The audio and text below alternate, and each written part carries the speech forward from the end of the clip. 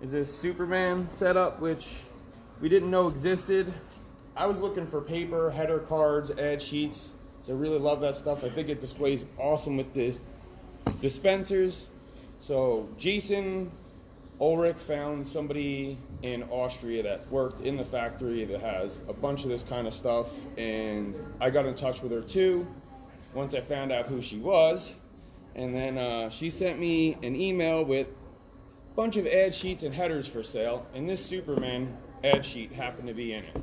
And I'm like, that is absolutely amazing. It shows Superman in a display box with a header card. It's double-sided.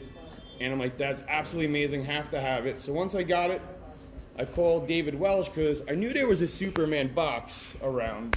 But on the side of the box, it says Pinocchio. So we knew Superman wasn't in it. Unfortunately, but I still wanted the box to go with the ad sheet. And when I showed David Welsh the ad sheet, he says, you're not going to believe this, but I had 2 dispensers for the longest time, had no clue what they wore. And now that I've seen the ad sheet, they're Superman. So we have found 2 Superman. He actually has a 3rd one now, so if somebody wants to spend crazy money, there's another one.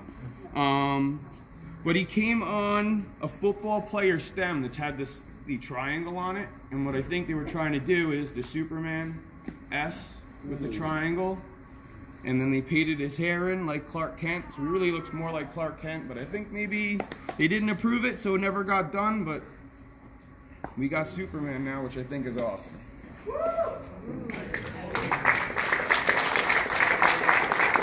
Tell them it's the first time you're allowing video and everything. Yeah, so I haven't really let many people take pictures. I told them a long time ago when I found it, I'd release it here and let them put it up online.